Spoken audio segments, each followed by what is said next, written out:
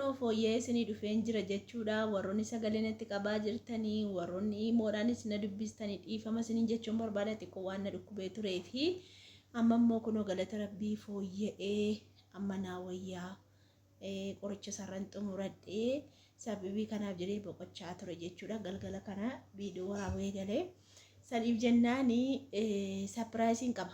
Mucayyoomaa dheengaddaa Oolana qaltena nyaachifte sana ta'u ammallee sapiraayisii tafe naan jettee kunoo kana naa fidanii akkuma isin argitanii ka'ee isinitti argisiisu taa'ee mataa isinitti agarsiisa. Masoobiidha. Masoobii biddeenaa jechuudha. Kunoo akkuma isin argitanii kun qadaaddii isaati. Amma inni ga'u sanu hin beektu kaa yaadadhaa warra biyya ormaa artanis dhugaa rabbii mucaa'oon hin kisaartes inni mootii koo waan isin jedhu hin qabu.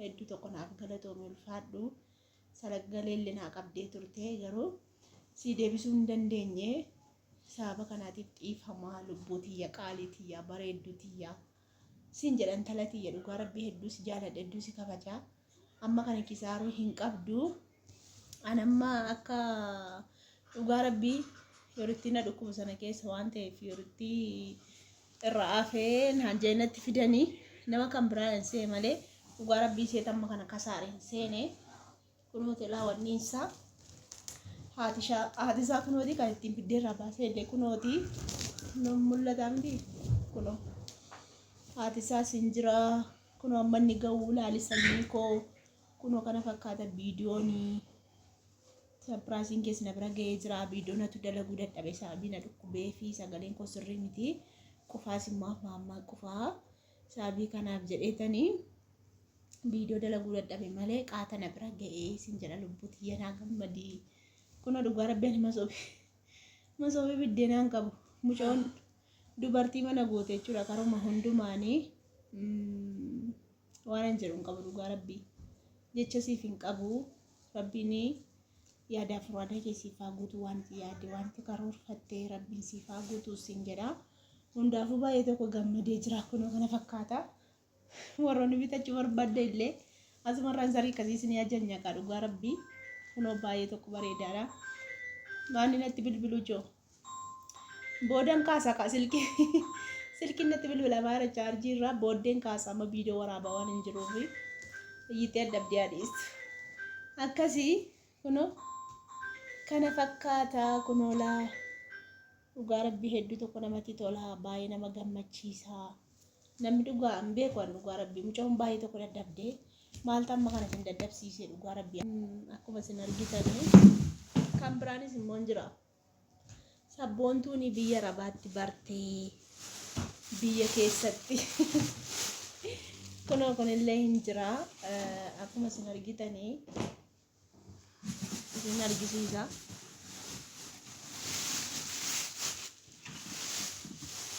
Bishaan nusuu dhuguu qabnaan jettee la mucoon dhugaa rabbii kan biyya Arabaa sanaa bitte kan bishaanii kunoo akkuma isin argitanii kun kan bishaaniiti kan bishaan calalu kunoo kan bishaan calalu kunoo rakkabdee ergite haatee boo rakkabdee darbee na qufaasisa gaadhiifama. Jechuun walirratti hiitee fiddee haatee boo bishaan amma gubbaarraa itti naqanii jalatti gad darbee calaluu qofa akkuma kan biyya Arabaati diizaaniin isaa kanaan ba'ee kanaaf kunoo hedduu tokko galatoomii kennaan kenna bira ga'ee jira. Qaalii tiyyaa bareedduu tiyyaa baay'ee si jaaladha baay'ee si kabajaa iddoo jirtutti nagaa naa ta'e siin jedha dhugaa naaf eebbisaa dhugaa rabbii baay'ee kisaarte dhugaa baay'ee tokko laa dhugaa rabbiin isiniin jedha saniifuu naaf eebbisaa. Kun akkuma isin argitan burtukaanillee kiiloo 2 ta'e kiiloo 3 ta'e beeku dhugaa rabbii keessumaa yeroo itti dhudhufu kennaa fi kiiloo 3 yookaan kiiloo 2 ta'a. Baay'ee dhugaa rabbii burtukaaniin irraa hafee baqa birrii irraa hafee taatee boo coccortee fiddee wanta fe'in jiru wanta akka buskutii sukkaara ruuziidha wanta fe'in jiru dhugaa rabbii kana hundaa gootee rabbiin nama gatii kee baasu naa godhu nama immoo nagaan dalagatee hojjetatee maatii isaatti biyya isaatti haadha isaatti abbaa isaatti qe'ee isaatti rabbiin si haa galchuun siin jedha. Nama nagaan galus si haa taasisu hundi keessaniyyuu rabbiin nagaan isin haa galchu warra biyya ormaa jirtanii biyya hambaa keessa jirtanii rabbiin fayyaa guutuu isinii kenne akkasin dalagattanii fayyaa guutuudhaan isin gara biyyaatti isin galchuu rabbiin isin haa taasisu jedha. Kun akkuma argitan bareedaadha. An bishaan boonii intini boombaan hin jiraa mitiire boombaan hin jira mana keessaa. Torbanitti yeroo tokko dhufti boombaanii bishaan jechuu kanuma mootummaa torbanitti yeroo tokko dhufti. Ani wanniin haalandiin dhuga waa waa'eedha bishaanichi caam waan meeme wayi itti naqu jedhani beektanii waa waanettedha.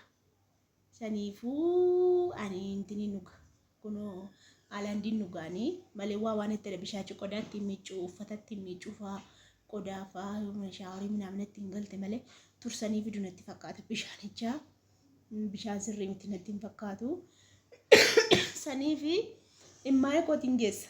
Mammaan bishaan lagaa duddi boombaa isa bishaanii laga galchaniin beektu miti isa duddi haati xiyyaa. Saniif mammaa kootiin geessa kana inshaallah yoo rabbi na gargaare gargar hin bahu wantichi natti fakkaata.